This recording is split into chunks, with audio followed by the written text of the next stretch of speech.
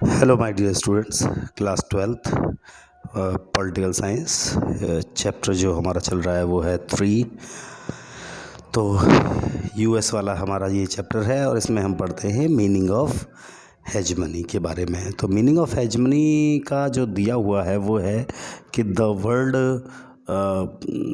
Hegemony means, इसका जो मतलब निकलता है मीन्स द लीडरशिप और predominance of one state over another state by virtue of its। अब क्या क्या चीज़ें हैं वो उसके ऊपर से उसकी डोमिनेंस कर लेते हैं। वो ये करते हैं मिलिट्री पावर को, इकोनॉमिक को, पॉलिटिकल पावर को, और साथ ही साथ कल्चरल सुपीरियरिटी को भी सब चीज़ों पर कब्जा कर लेते हैं।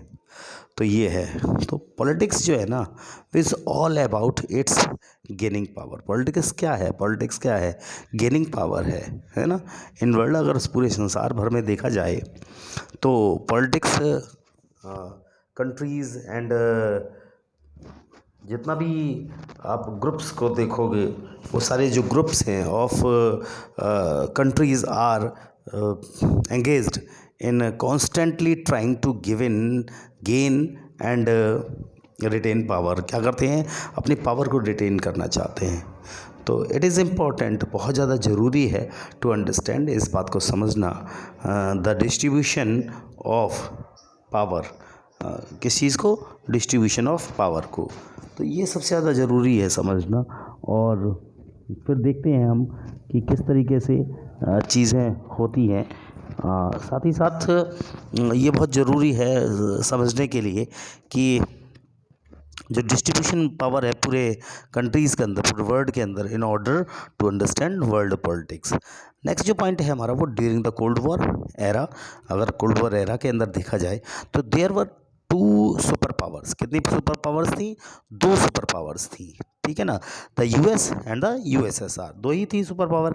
मैंने आपको बताया था ये कि हमारी दो ही सुपर पावर्स थी, यूएस एंड यूएसएसआर।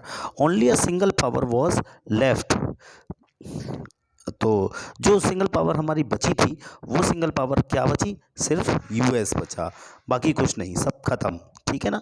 तो द इंटरनेशनल सिस्टम डोमिनेटेड, जो इंटरनेशनल सिस्टम है वो जो डोमिनेट किया गया by a sole super power, एक सोल सुपर पावर के द्वारा, या फिर आप उसे हाइपर पावर भी समझ सकते हैं, इज समटाइम्स, वो कभी कभी कॉल्ड अ यूनिपोलर सिस्टम। तो उसे हम क्या कहते हैं?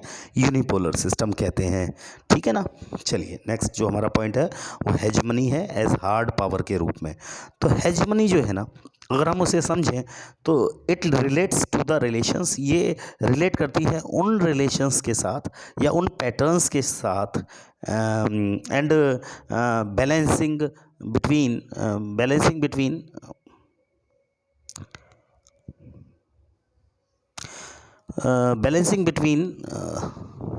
those things which is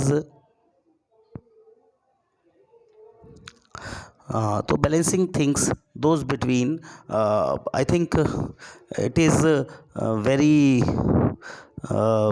to this type of hegemony,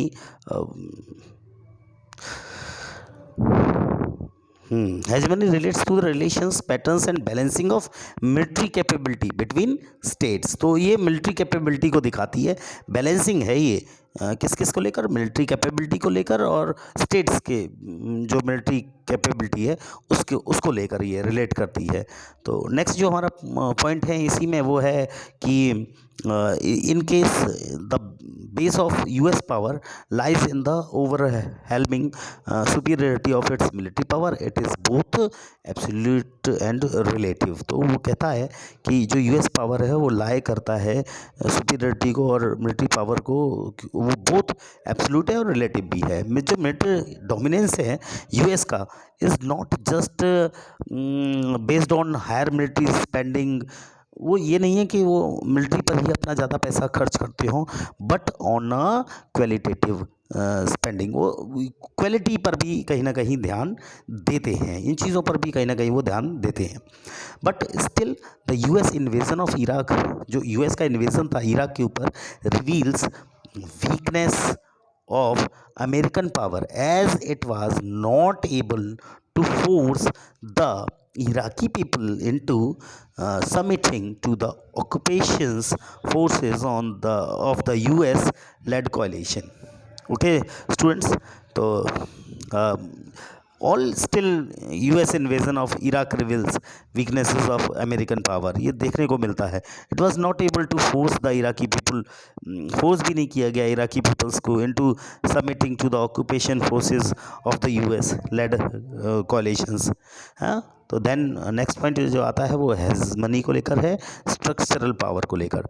the idea behind this type of hegemony, ये जो आइडिया है ना, इसके पीछे हेजमनी का जो एक प्रकार निकल के आता है इज़ दैट वो ये है कि एन ओपन वर्ल्ड इकोनॉमी, एक ओपन वर्ल्ड इकोनॉमी के अंदर रिक्वायर्स अ हेजमनी और dominance power to support its creation and existence, अपना क्रिएशन और अपना एग्जिस्टेंस दिखाना चाहते थे, इस वजह से उन्होंने ऐसा किया। इन दिस सेंस इसका ये मतलब निकलता है कि hegemony is reflected in the role played by the US in providing, क्या प्रोवाइड कराता है, global public goods. The best examples of global public goods are 6 lanes of communication, यानी SLOCs जिसको हम कहते हैं, internet, roads etcetera, and the economic preponderance of the US is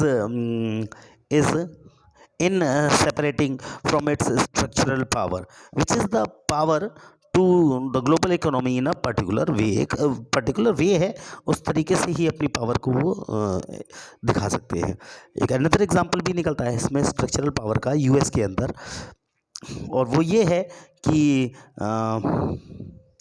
the academic degree, जो academic degree है called the, वो क्या कहलाती है, मास्टर्स इन बिजनेस एडमिनिस्ट्रेशन, जिसके कि हम MBA बोलते हैं। The idea of teaching skill, जो उसमें आइडिया है टीचिंग स्किल्स का फॉर बिजनेस का, इज़ यूनिकली अमेरिकन। वो ज़्यादातर हमें कैसे देखने को मिलता है, अमेरिकन तरीके से देखने को मिलता है। तो नेक्स्ट जो हमारा पॉइंट आएगा वो हेजमनी एज सॉफ्ट पावर को लेकर आएगा। तो इस बारे में हम जो चर्चा करेंगे वो नेक्स्ट टॉपिक पर आपके सामने चर्चा करेंगे।